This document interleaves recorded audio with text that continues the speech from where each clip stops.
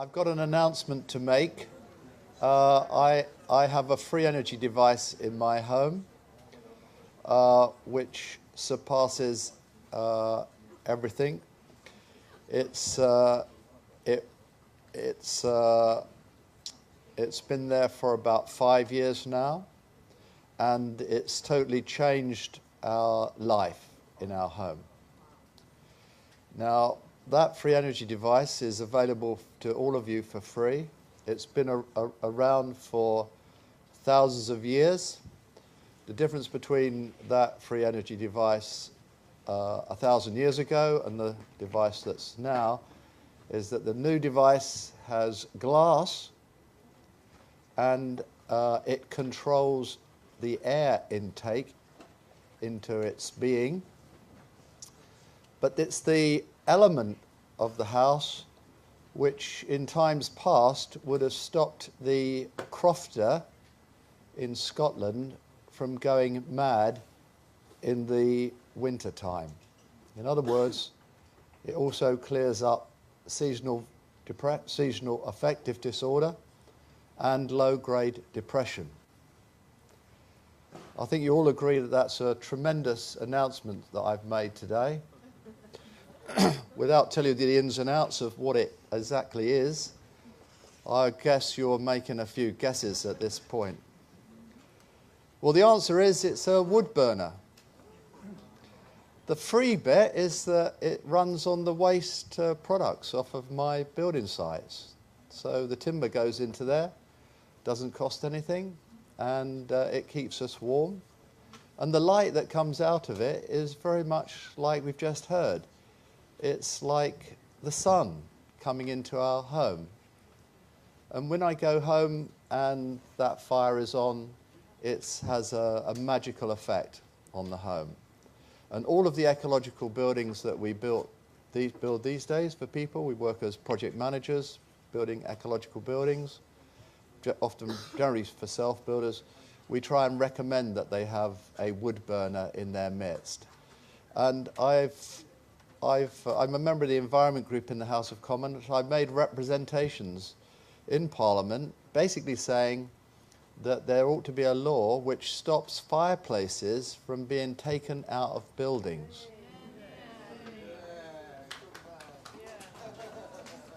There was a certain laughter in the Parliament when I said that, but the issue here is that the fireplace is probably one of the only places that can take us through any difficulties that we might have. It's a place that we can cook, it's a place that we can burn, and we can be warm. So be very careful about removing your fireplaces. And if you are building an ecological building, do think of that fireplace as the place which you can cook on as well. It's a very important place. So when I was saying to you it clears up low-grade depression and seasonal affective disorder, that was totally and completely right. There's something very magical about looking into the flames of a fire. If any of you have had a romantic evening and on the table of this romantic evening, you've had a candle between yourself and your partner, I would ask you the question, is it your partner that's given you this experience, or is it the flame of the candle that's given you this experience? Are you having is that flame having the same effect on you as it does on the moth that flies into it?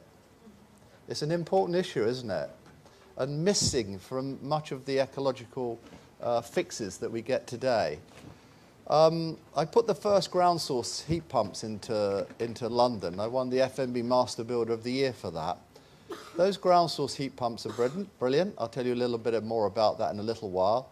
But there's a lot of what I would call, not mis-selling, but silly selling these days about what we would call ecological products. The most important aspect of that is that some of those products that you might buy and put into your homes, they take your money away from you. You might well be saving carbon, but it's costing you a lot of money. I don't think that's necessarily sustainable. The other thing is that some of those technologies that are going into place, which you're sold, you'll literally never get your money back on them. So why put them in? So I would suggest to you that keep it simple. If you're doing a renovation or you're doing a self-build, then keep it as simple as possible, because it's the interface between these technologies where they fail. Now, some of you here might even find your gas boiler at home a bit of a mystery about how you set the clock. And in fact, most things, be they ecologically sound, sustainable, energy efficient, they really don't reach their potential because people do not know how to work them. In the last week, I was invited to a school where they've spent £9 million on developing this school with an array of technologies. They've got PV systems on the roof producing electricity. They've got hot water systems producing hot water. They've got systems for evacuating the air out of the building and recapturing the heat as it leaves.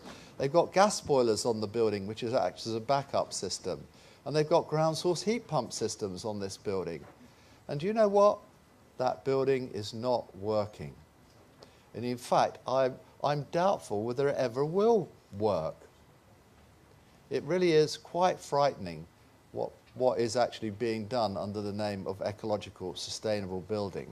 So do think about that. Keep it simple. Stick to one or two technologies. And remember, is it about money or is it about carbon?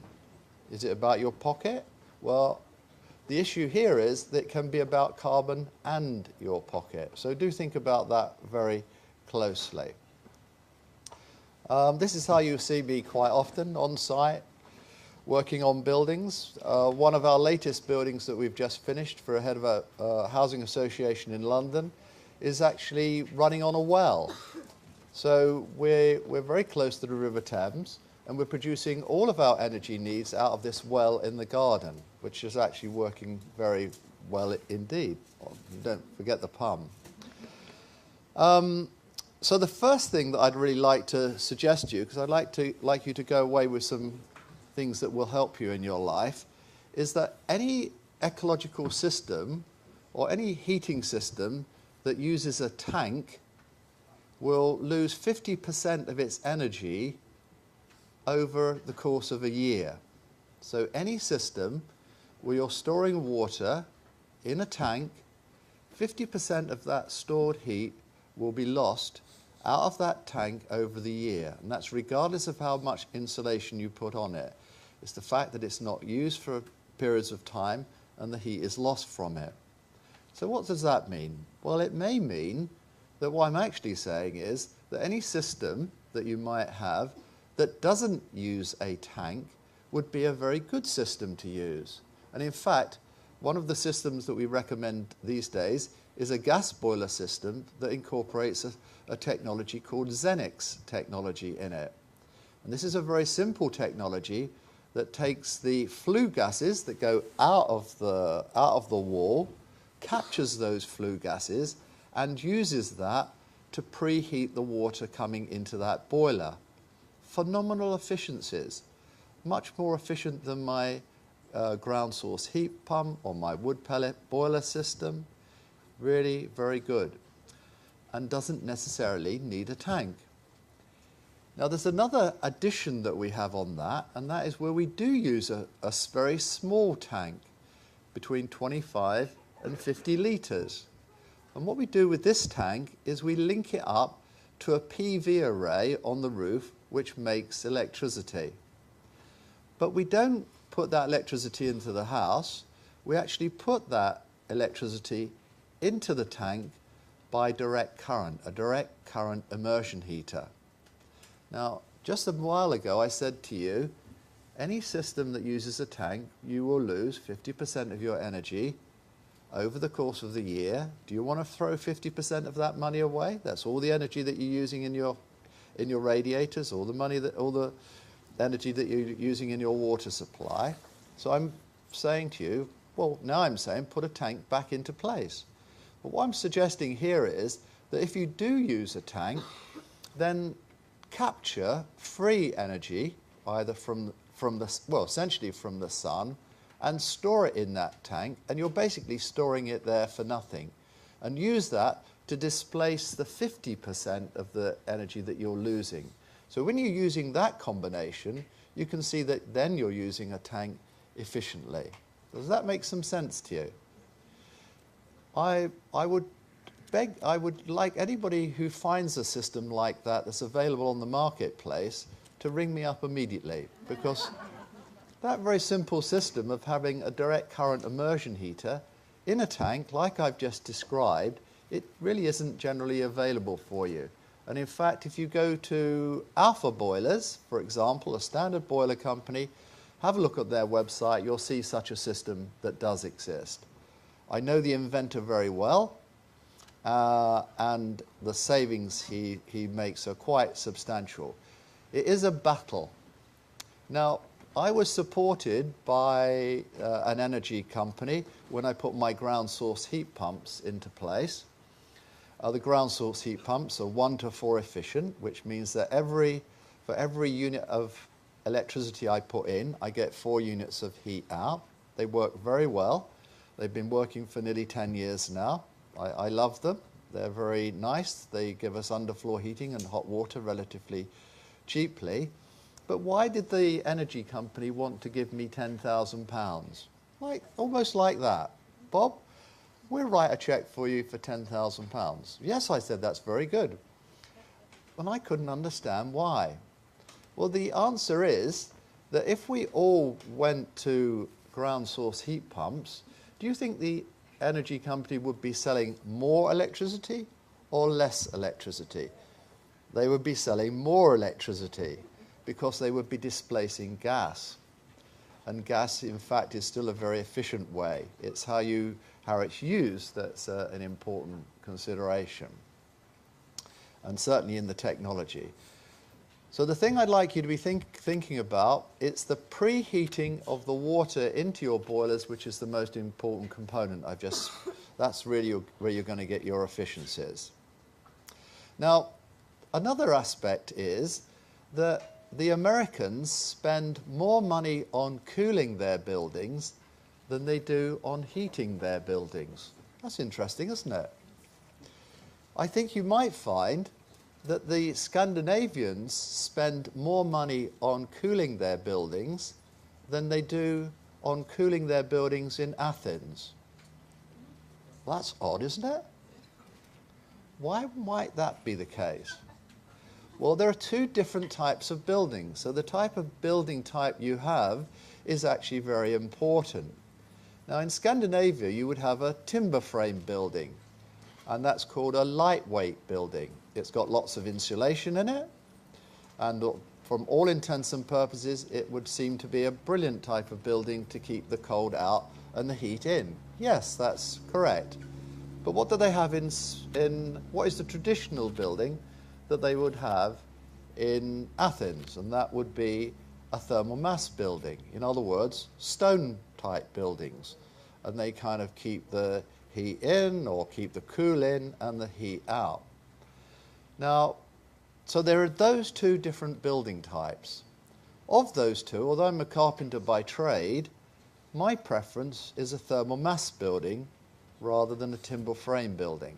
And I'm going to give you a quick example of what this means. Most of you have ovens at home, and if you put a cube or a round piece of polystyrene into the oven, let's assume it doesn't burn, and you warm it up for a period of time, and then you take it out. If you put a granite stone in there and you warm it up and you take it out after a period of time, then you may choose to put one of those in your bed to keep your bed warm overnight. I wonder which one it is. In fact, it's the thermal mass stone that's nice and warm. You put it in your bed and your tootsies will still be warm in the morning. Interesting, isn't it? When you put the polystyrene, which had the same amount of heat round it, you put that into your bed, and what happens in the morning, or what happens fairly quickly, is that it cools down, it doesn't hold any heat, and it's no good whatsoever.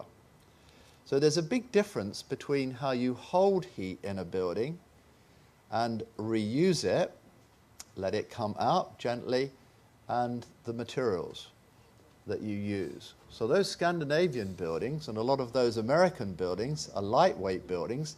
They don't hold any heat. It's kind of lost.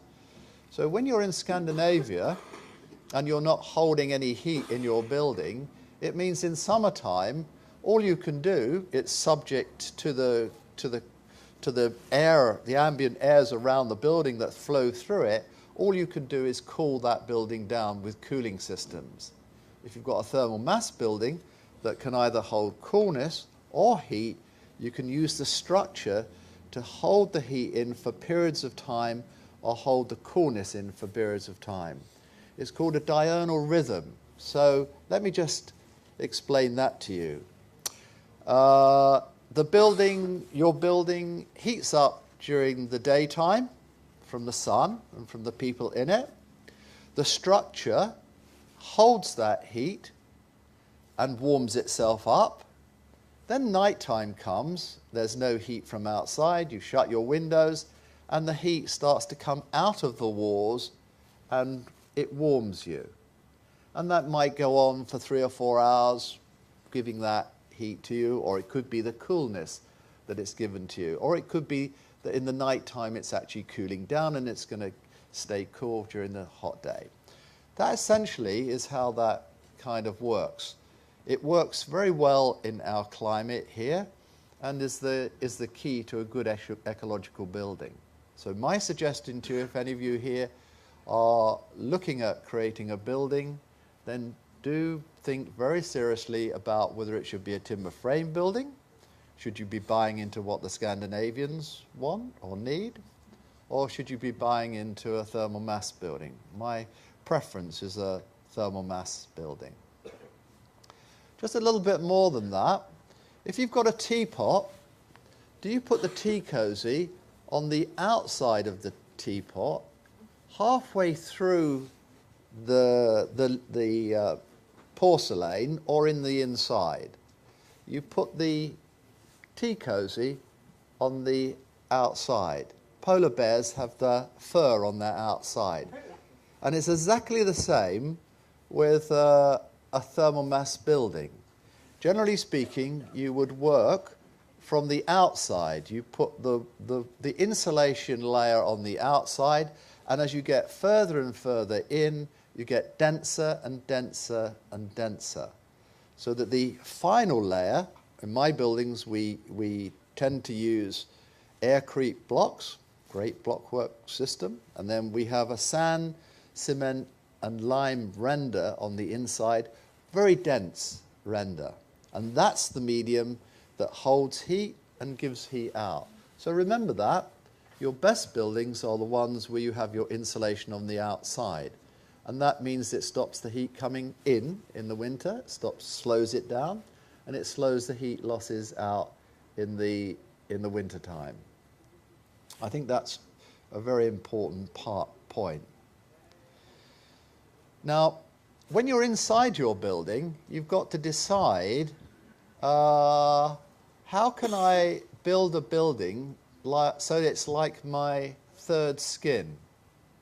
In other words, I can wrap myself up in clothing, but I can also wrap myself up in the building and make it like a third part of my body. So it's like part of me.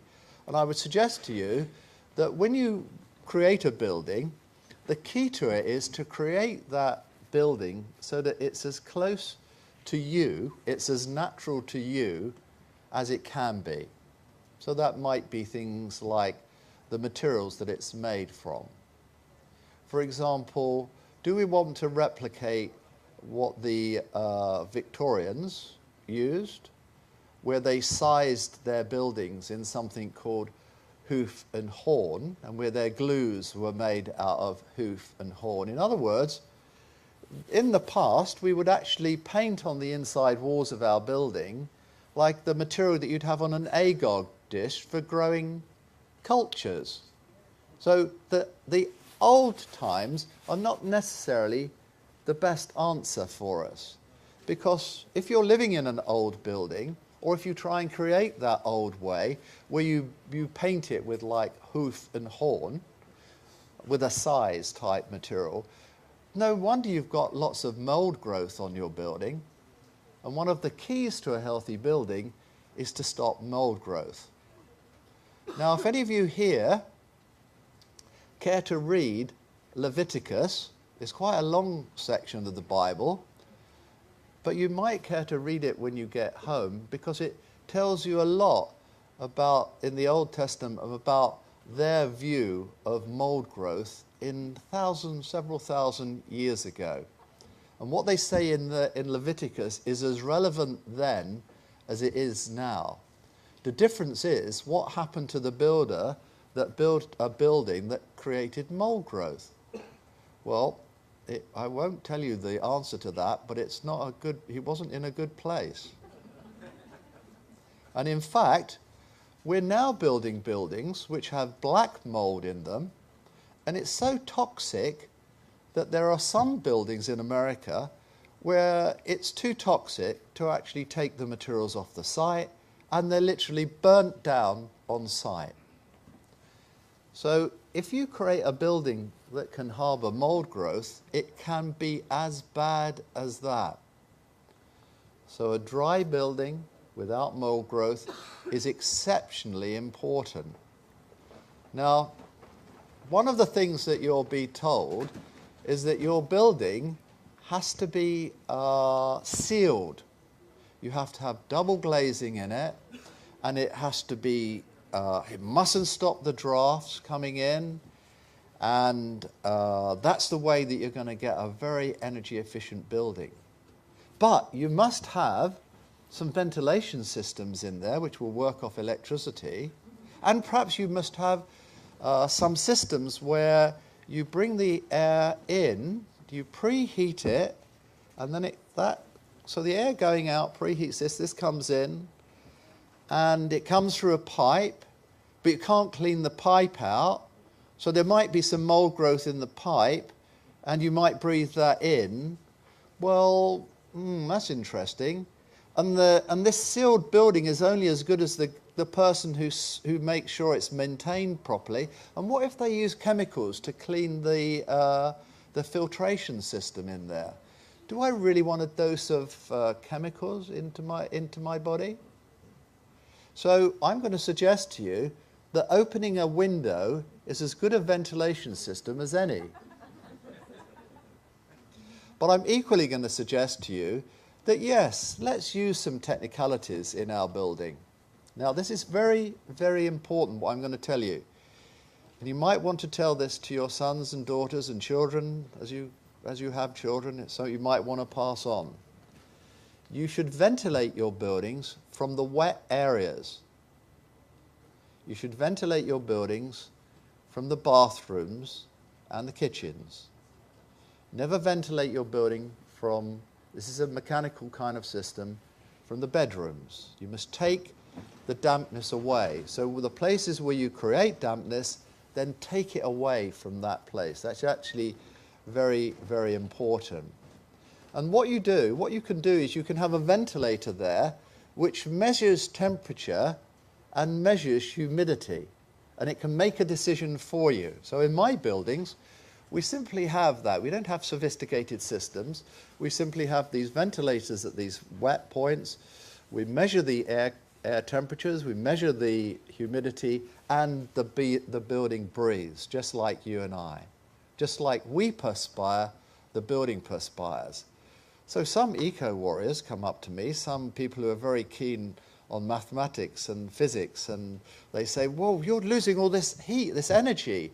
I say, yeah, fine, okay. Yeah, okay. But I don't want to have a damp building. I think it's more important to be healthy. So there's a difference between, or is a battleground between keeping a healthy building, or building a healthy building, and building an energy efficient building. I tend to vie towards the healthy building side. I think that's actually imperative for us.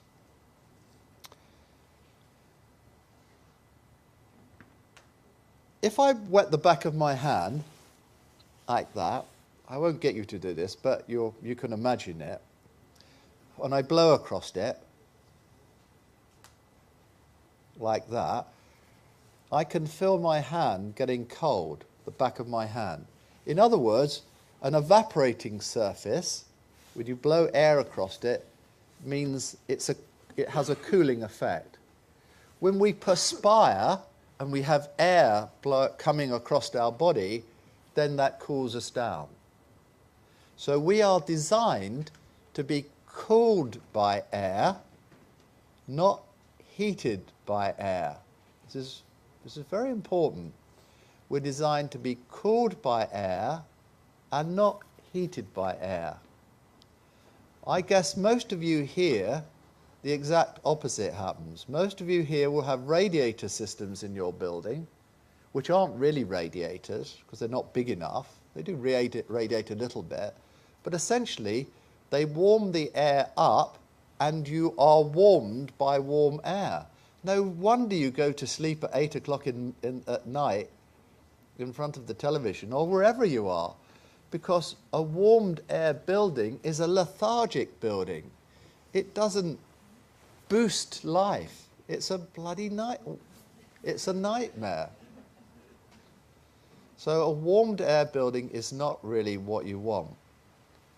And I've said to you that a building where you use the air to cool you, so you want to have cool air to cool you down. And that's where you open your windows, allow a cross air of ventilation through your building, and then that cools you down. And if you add that to this idea about the structure holding the heat, because it's in the structure, not like they have with an insulated building in Scandinavia, where you open the windows and everything goes out. So you probably say at home now, oh, don't open the window for God's sake, all the heat will go out. If you've got a thermal mass building, no, it won't go all out, because you're being heated by radiant heat from that building and not warm air. So you can allow that air ventilation. So what's radiant heat? Radiant heat is the way we're designed to be heated. It's the way that the sun heats us. So I'm on the top of a mountain, it's -20, and I'm taking my clothes off. In fact, I take them right off because there's great ultraviolet light out there, and it's the ultraviolet light that drives my body. I'm one of these people who have a tan all the year round. It's not quite an overall tan. I do keep my swimming trunks on. And in fact, even now, I know that you shouldn't. You should actually take those off as well, but I won't go into the ins and outs of that. But getting the ultraviolet light on your body is actually very important, that radiant light. And you can do it in -24. What's the problem? So if you can bring radiant heat into your building, then that's great. You're replicating what you have in nature. Now, the way you do that would be with a fire, for example, that we talked about. And when you see the flame, and it's how it mesmerizes you, it's all of those other magical things, let's have some of that. But the underfloor heating system is a key way to bring radiant heat into your building. So I'm a total and complete supporter of underfloor heating systems. And in my buildings, they have no tiles, and this is the Earthdome that I built. We'll come back to that. But they have, they're completely with tiles internally. No carpets. Carpets are a nightmare. They cause you to have dust mites, mold growth, food in them. They've got off-gassing in them from the chemicals that are in it. They're made of unnatural materials. When you walk across them, they can build up static electricity on your body. Do not have them. Throw them out. Either have your floorboards, but have tiles. But if I said to you, I'm going to have tiles in my buildings, most people think, God, tiles?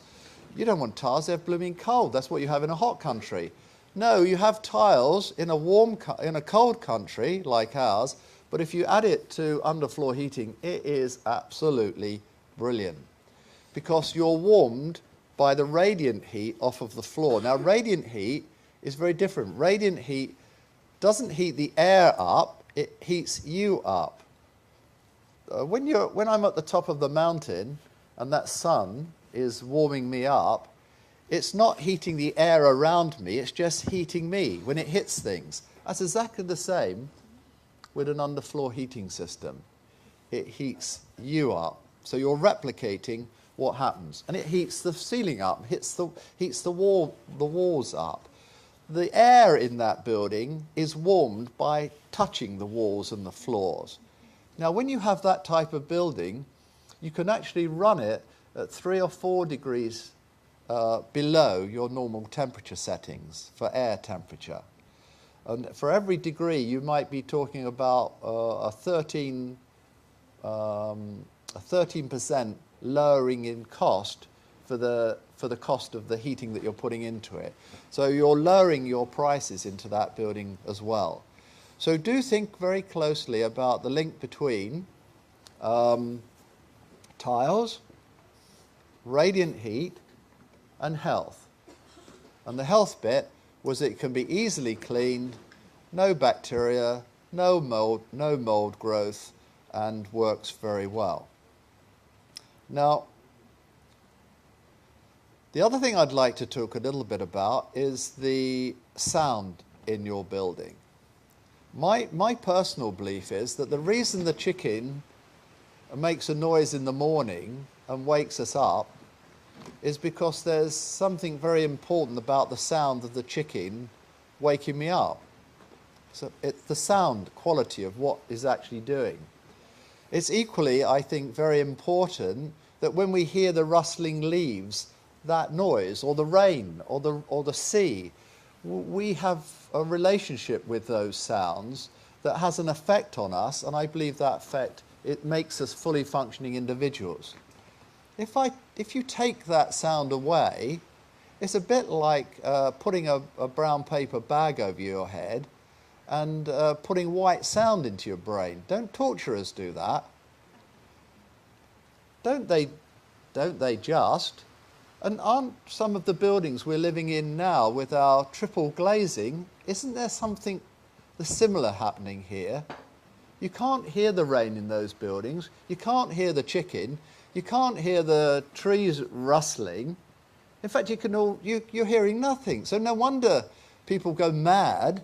They don't know why they're going mad. They don't know why they're having some effect, some seasonal affective dysfunction or some sound dysfunction. But it's this link between the outside and the inside. It's got so bad that in some places around the world, they will put this type of sound into your buildings artificially. Actually, it probably works. So you'll wake up to sound that wakes you up appropriately, you'll wake up to the appropriate sounds in your building, and you'll have lights that come on the appropriate times. Yes, that's a technical fix. That's fine. I haven't got a problem with that. But there's nothing quite like hearing what's happening outside. Some of you here, I guess, have got gravel driveways, and you will know when people are around your building. And you will say, there's somebody in the driveway. I can hear them on the gravel. And gravel is a great way. It's as good as having geese on your building to tell you that there's people around. So it kind of makes you feel safe that you can hear what's happening outside. Interesting, isn't it? Triple glazing is not the answer, I don't think. I'll go for double glazing. But double glazing deteriorates over a period of time. Perhaps it's another way of selling more glass. You know, last 20 years, have to replace it as another £4,000. Is that ecologically sound? Have you got your money's worth? I'm not sure, really. And do I really want to cut the ultraviolet light out of my building? Do I really want to have films on my glass that actually stops that of ultraviolet light? I said to one glass company, I want would you please use, I want to use glass on my building that lets ultraviolet light through. He said, well, nobody sells that. I said, well, I want the ultraviolet light. I want a glass that lets me tan inside. He said, well, yeah, they used to do that, and they used to use it on agricultural buildings. But you can't buy it now. And the other interesting thing is that when you let that ultraviolet light into your building, the only way you can do it now is by opening your windows or opening your doors. So do think very closely about having doors that are open very wide or windows that open very wide. Think about Velux windows. It's not a plug that goes very high and lets that ultraviolet light in. The ultraviolet light kills bacteria, kills it on your skin, makes your skin healthy. Don't be sold this trick. Yeah, don't overdose on it. But it also kills germs in your building. Position your kitchens so they take sunlight onto the surfaces. MRSA is coming to your home next, if it's not there already. In other words, some of these dangerous things that are happening in hospitals could actually happen in your home. So it's important that you create this healthy environment and let the sun in, let it bring in these health-giving effects. The thing that follows on from that is that the conservatory, the only thing you shouldn't really do with a conservatory is warm it up, because it's not very efficient. But the conservatory allows you to extend your period of time, your interface between the outside of the building, the real outside, and the inside. It's the place where you can take light in for much longer periods of time during the year. So you can extend that period where you're going to get this seasonal affective disorder. But if you've got seasonal affective disorder, you know, have the bright lights, but get the fireplace in there as well. But also have a conservatory, so you can have this kind of interface between the hot and the cold. The other thing that I'd like to suggest to you is that the sound of our building is also very important. Is it a squeaky building? Does it give a sound when you speak that you like, that you fall in love with, or is it kind of a bit horrible?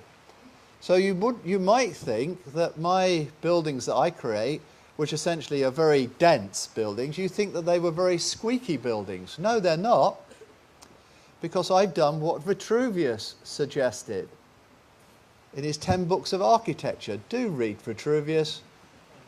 Well worth speaking. If you do it in the Greek, then, I think it was Greek, then so much the better. You'll get the real understanding of it. But just a quick slight point there. The point that he was really talking about, one of the things, was coving. So in other words, in that corner of your building, the interface between the wall and the ceiling, have a coving there. It reflects the sound back into the centre of the room. On my buildings, on my buildings where I have tiles, I've got the same as they have in public toilets. Isn't that strange? Why in public toilets do they have a curved tile at the bottom quite often? Have a curved tile at the bottom. It's for cleaning, really. But if you put that curved tile into your healthy building, it helps to reflect the sound back into the centre of the room, and you get a nice, dense sound. It's a much lower frequency. And the frequency can kind of lower your heart rate. I think that's right. It kind of makes you feel solid in that building. So my buildings do that. So do think about that. When I was building my buildings, I was working with a young team. They were all under 25 on that particular building that you just saw. And no, I can't. It's not working, unfortunately. The young men said I was going to leave the coving out of the bathroom. I thought I'd save a bit of money here. I said, no, Bob, it's all very squeaky in here. For God's sake, put the coving in. So we put the coving in, and it's a nice environment there. One of the things I didn't tell you is that I was chairman of RILKO for 7 years. RILKO, Research into Lost Knowledge Organisation. We've been going since the 1960s. John Michel and Keith Critchlow started it off. We've got some RILKO members in the audience here. They seem quite normal. It's a great little organisation. We don't advertise ourselves. We only have 7 meetings a year. You might find us on the internet, or you might not. The less people we have as members, the less magazines we have to send out. So it's the complete opposite of what the Americans do. But we're in there. We're hanging in there. Nice. It's nice. I love it very much. It's very English in its outlook. And a RILKO year is twice as long as a normal year. Yes. Hence, only 7 meetings a year.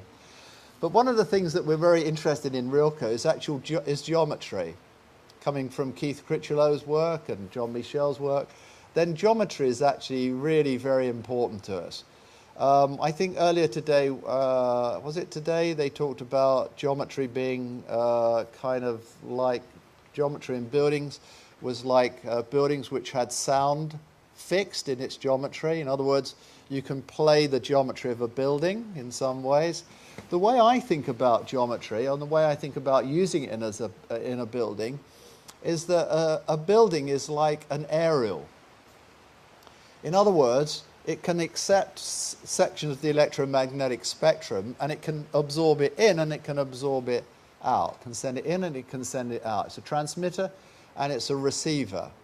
Now, if you create a building which has got a receiver that's bringing disharmonious proportions, disharmonious collections of sections of the electromagnetic spectrum to you, that's not really a very good place, is it?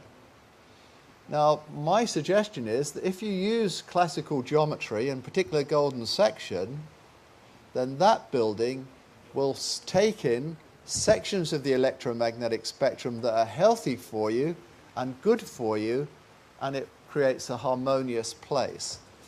I don't think it has to be precise. I think that golden section in plants is not necessarily precise. So when we put golden section into our buildings, if we have the opportunity to, we say, well, where are you going to make that cupboard? Is it going to go there, or are we going to make this room that long? And we kind of change the building as we kind of build it, and we build it to golden section, but near enough is good enough. That also helps with the sound aspects of that building. Now, that makes some sense, doesn't it, I think, to you? So actually, I think it's actually very important. And you'll see that my windows that I've used are actually American windows. Why, if I'm an eco-warrior, why am I buying windows from America to put in a building in England?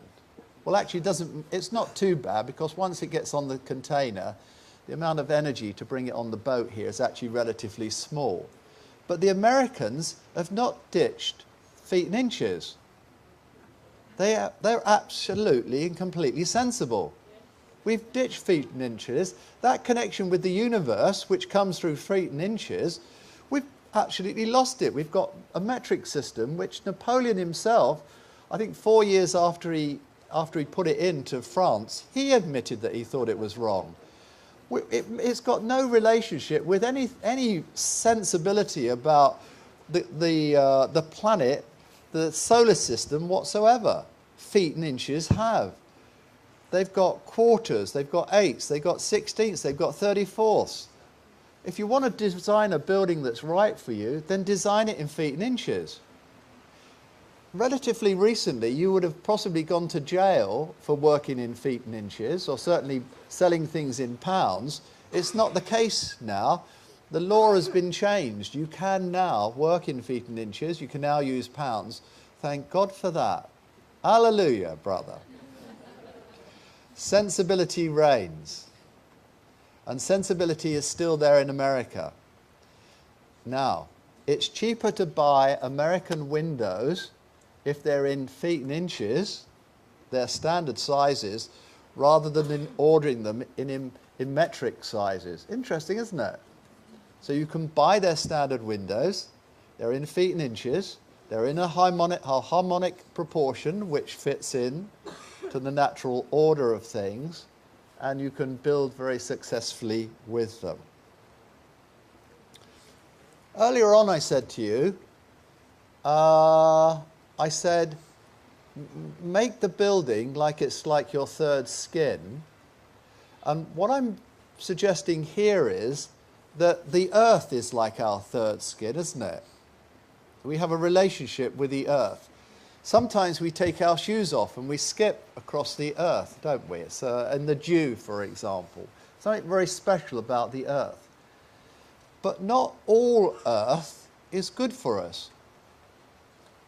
Some earth is poor for us. Our plants don't grow well in some earths. There's some places, for example, in China, where there's very little selenium in the earth. And the people in that area have a very bad selenium deficiency. Now, my belief about the earth is that the earth and the minerals within the earth, we have a relationship with it. So the better the quality of the earth, the better the plants are that take up the minerals, the better we are if we eat those minerals, and the better we are if we live on that earth. Now, when Mount St. Helens went off in America a number of years ago, there was a volcano erupted. It sent rock dust, or the dust out of the volcano went round the earth. The earth was dusted. My suggestion is that the earth was refertilized by any volcano. It remineralizes the earth.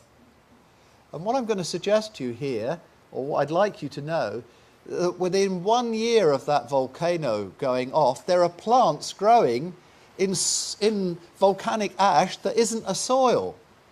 How the hell are these plants, how the hell is fireweed growing in this medium?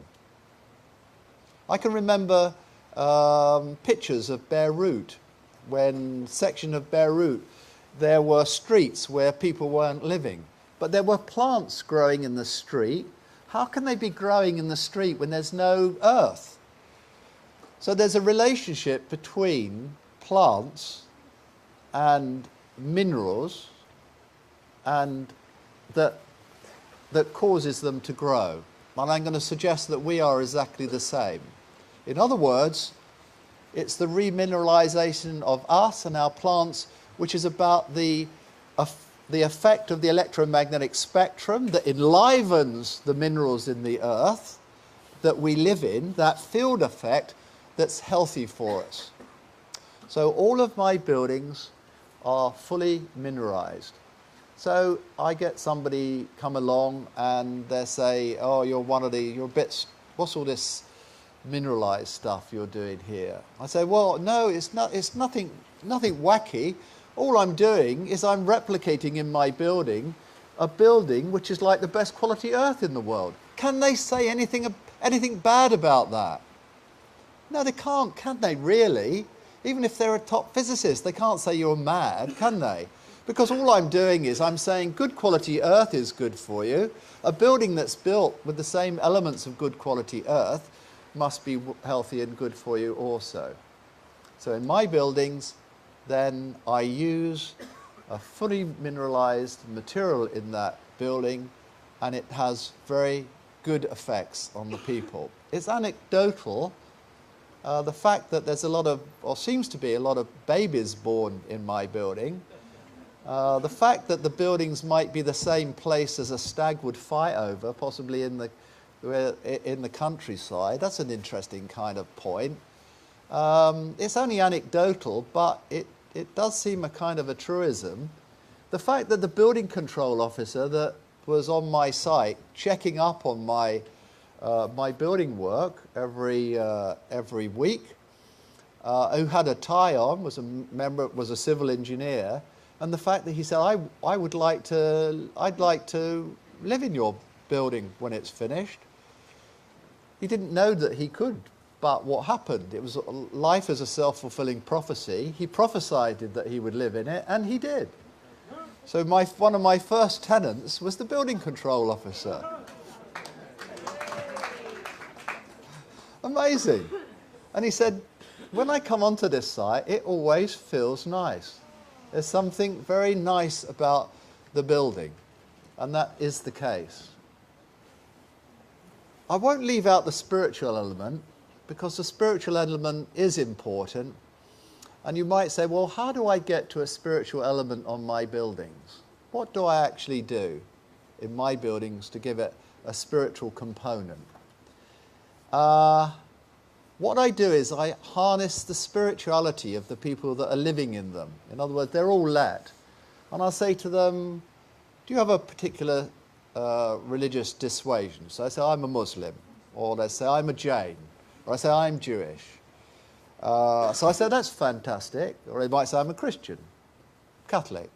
So I say, will you carry out whatever you do in your religion to bless this house?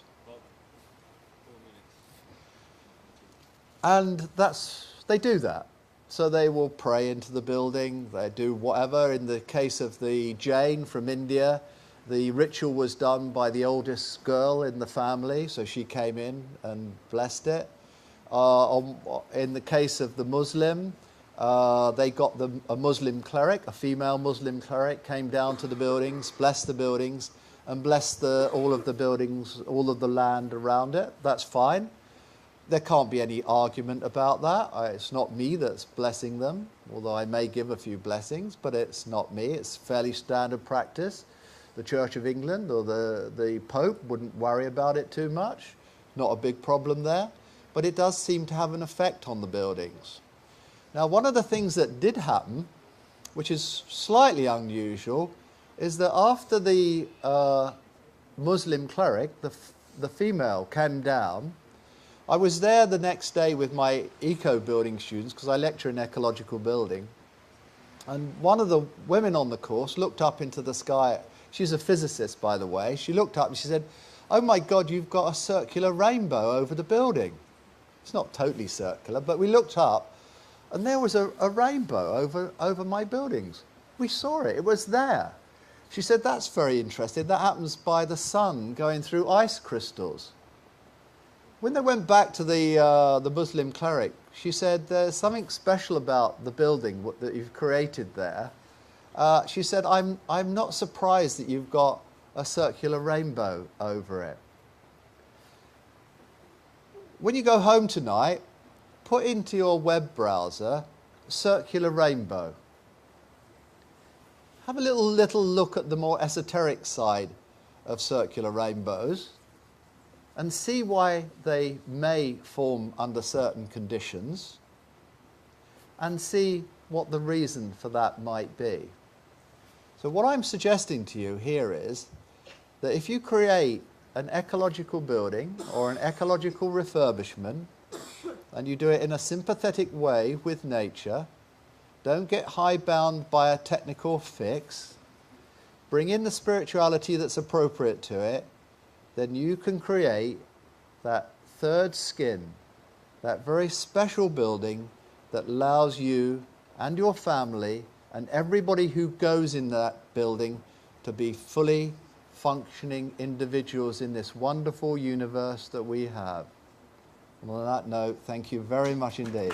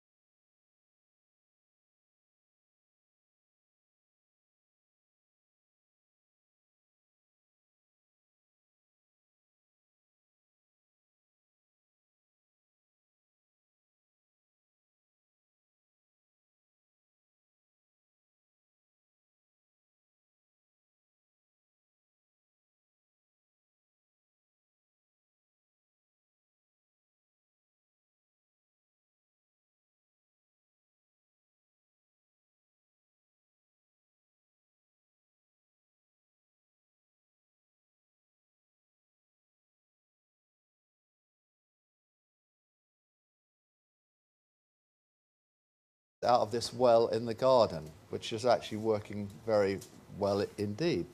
Don't forget the pun. So the first thing that I'd really like to suggest to you, because I'd like you to go away with some things that will help you in your life, is that any ecological system or any heating system that uses a tank will lose 50% of its energy over the course of a year. So any system where you're storing water in a tank, 50% of that stored heat will be lost out of that tank over the year. And that's regardless of how much insulation you put on it. It's the fact that it's not used for periods of time and the heat is lost from it. So what does that mean? Well, it may mean that what I'm actually saying is that any system that you might have that doesn't use a tank would be a very good system to use. And in fact, one of the systems that we recommend these days is a gas boiler system that incorporates a technology called Xenix technology in it. And this is a very simple technology that takes the flue gases that go out of the wall, captures those flue gases, and uses that to preheat the water coming into that boiler. Phenomenal efficiencies, much more efficient than my ground source heat pump or my wood pellet boiler system. Really very good, and doesn't necessarily need a tank. Now there's another addition that we have on that, and that is where we do use a very small tank, between 25 and 50 litres. And what we do with this, looking into the flames of a fire. If any of you have had a romantic evening, and on the table of this romantic evening, you've had a candle between yourself and your partner, I would ask you the question, is it your partner that's given you this experience, or is it the flame of the candle that's given you this experience? Are you having the same, is that flame having the same effect on you as it does on the moth that flies into it? It's an important issue, isn't it? And missing from much of the ecological fixes that we get today. I put the first ground source heat pumps into London. I won the FMB Master Builder of the Year for that. Those ground source heat pumps are brilliant. I'll tell you a little bit more about that in a little while. But there's a lot of what I would call, not mis-selling, but silly selling these days about what we would call ecological products. The most important aspect of that is that some of those products that you might buy and put into your homes, they take your money away from you. You might well be saving carbon, but it's costing you a lot of money. I don't think that's necessarily sustainable. The other thing is that some of those technologies that are going into place, which you're sold, you'll literally never get your money back on them. So why put them in? So I would suggest to you that keep it simple. If you're doing a renovation or you're doing a self-build, then keep it as simple as possible, because it's the interface between these technologies where they fail. Now, some of you here might even find your gas boiler at home a bit of a mystery about how you set the clock. And in fact, most things, be they ecologically sound, sustainable, energy efficient, they really don't reach their potential because people do not know how to work them. In the last week, I was invited to a school where they've spent £9 million on developing this school with an array of technologies. They've got PV systems on the roof producing electricity. They've got hot water systems producing hot water. They've got systems for evacuating the air out of the building and recapturing the heat as it leaves. They've got gas boilers on the building, which acts as a backup system. And they've got ground source heat pump systems on this building. And do you know what? That building is not working. And in fact, I'm doubtful whether it ever will work. It really is quite frightening what is actually being done under the name of ecological sustainable building. So do think about that. Keep it simple. Stick to one or two technologies. And remember, is it about money or is it about carbon? Is it about your pocket? Well, The issue here is that it can be about carbon and your pocket. So do think about that very closely. This is how you see me quite often on site, working on buildings. One of our latest buildings that we've just finished for a head of a housing association in London is actually running on a well. So we're very close to the River Thames, and we're producing all of our energy needs. Well, the answer is it's a wood burner. The free bit is that it runs on the waste products off of my building sites. So the timber goes into there, doesn't cost anything, and it keeps us warm. And the light that comes out of it is very much like we've just heard. It's like the sun coming into our home. And when I go home and that fire is on, it has a magical effect on the home. And all of the ecological buildings that we build these days for people, we work as project managers, building ecological buildings, often generally for self-builders. We try and recommend that they have a wood burner in their midst. And I'm a member of the Environment Group in the House of Commons. I've made representations in Parliament basically saying that there ought to be a law which stops fireplaces from being taken out of buildings.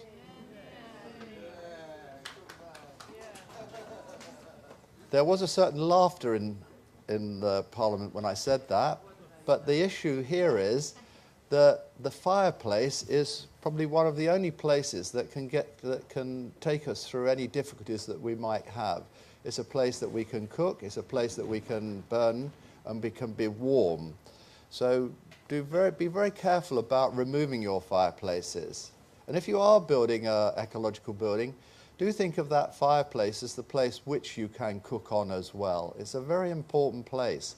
So when I was saying to you it clears up low-grade depression and seasonal affective disorder, that was totally and completely right. There's something very magical about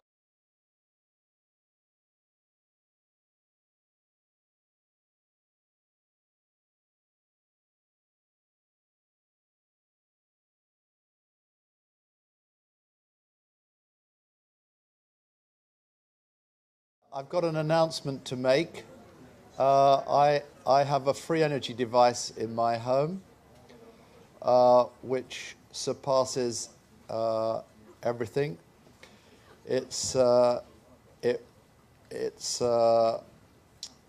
been there for about 5 years now, and it's totally changed our life in our home. Now, that free energy device is available to all of you for free. It's been around for thousands of years. The difference between that free energy device 1,000 years ago and the device that's now is that the new device has glass and it controls the air intake into its being. But it's the element of the house which in times past would have stopped the crofter in Scotland from going mad in the winter time. In other words, it also clears up seasonal affective disorder and low-grade depression. I think you all agree that that's a tremendous announcement that I've made today. Without telling you the ins and outs of what it exactly is, I guess you're making a few guesses at this point.